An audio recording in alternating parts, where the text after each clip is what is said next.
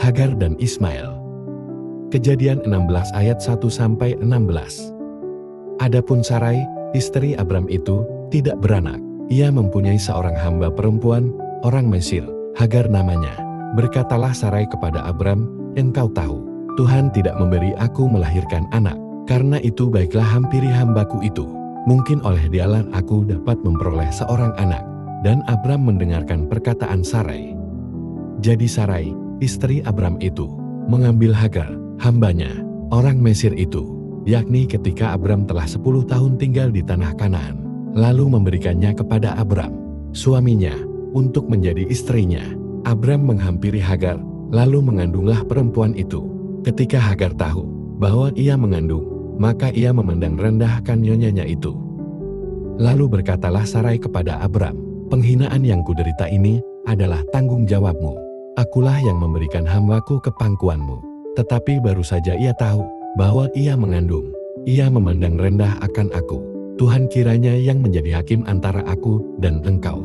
Kata Abram kepada Sarai, "Hambamu itu di bawah kekuasaanmu. Perbuatlah kepadanya apa yang kau pandang baik." Lalu Sarai menindas Hagar, sehingga ia lari meninggalkannya.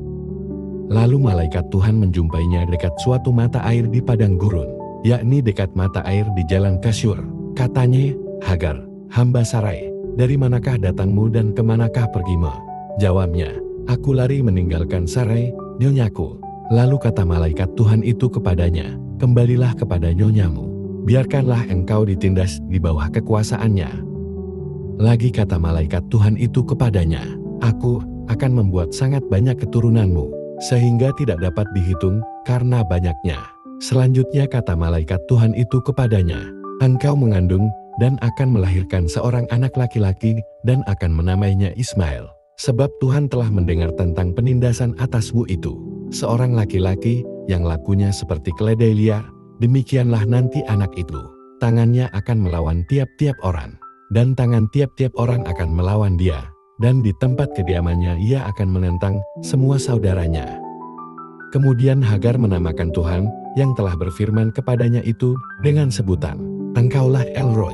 Sebab katanya, "Bukankah di sini kulihat dia yang telah melihat aku?" Sebab itu sumur tadi disebutkan orang, Sumur Lahai Roi, letaknya antara Kades dan Bered.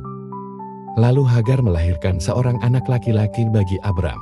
Dan Abram menamai anak yang dilahirkan Hagar itu Ismail. Abram berumur 86 tahun ketika Hagar melahirkan Ismail baginya.